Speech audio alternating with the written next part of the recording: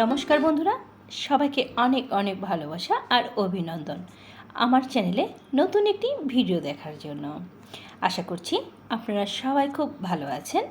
ফিরে এলাম আবারও নতুন একটি রেসিপির সঙ্গে। আশা করব বরাবরের মতন আমার আজকের রেসিপিটিও আপনাদের ভালো লাগবে।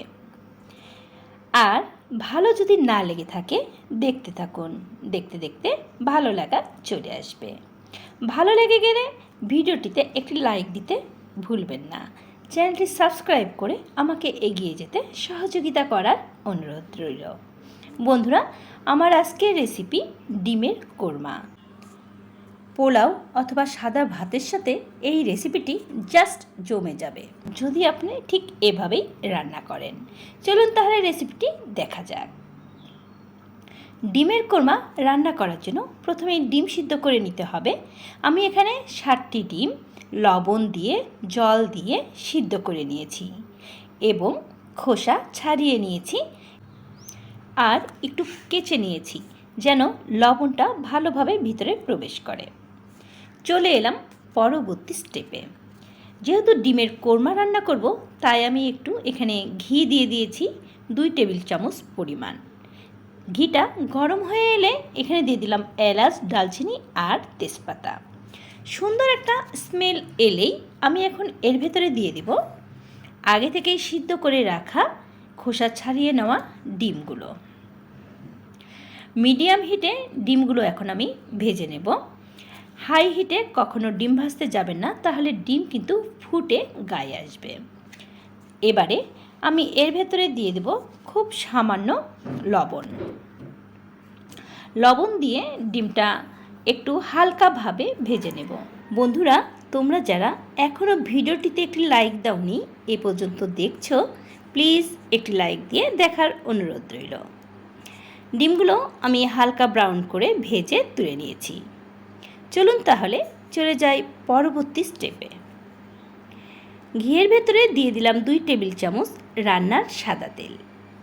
সাদা তেল গরম হয়ে এলে আগে থেকে বেটে রাখা পেঁয়াজ আমি এখানে দিয়ে দিলাম। এখানে 3টি পেঁয়াজ নিয়েছি।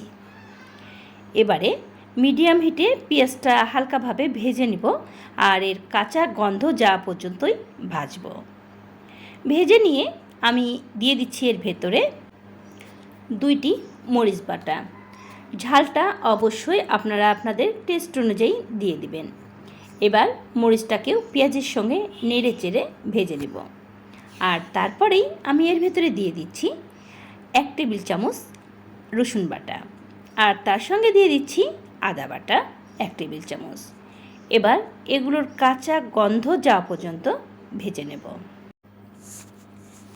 এবারে আমি এর ভেতরে দিয়ে দিচ্ছি কয়েকটা গোটা কাঁচামরিচ, তবে আপনারা চাইলে নাও দিতে পারেন। আর দিয়ে দিলাম টেস্ট অনুযায়ী লবণ। এবারে দিয়ে দিচ্ছি একটু চিনি। ডিমের কোরমা একটু মিষ্টি মিষ্টি খেতে কিন্তু ভালো লাগে, তাই হালকা একটু জল দিয়ে মশলাটাকে কষিয়ে নেব।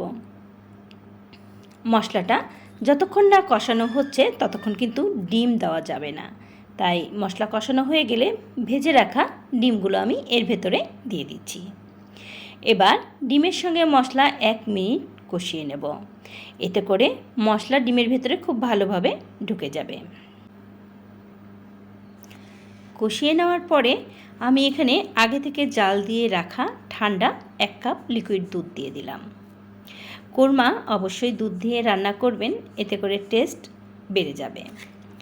গরম ভাত, রুটি, লুচি, পোলাওয়ের সঙ্গে কোরমার কোনো জুড়ি নাই, তাই কোরমাটা একবার অবশ্যই ট্রাই করবেন এভাবে।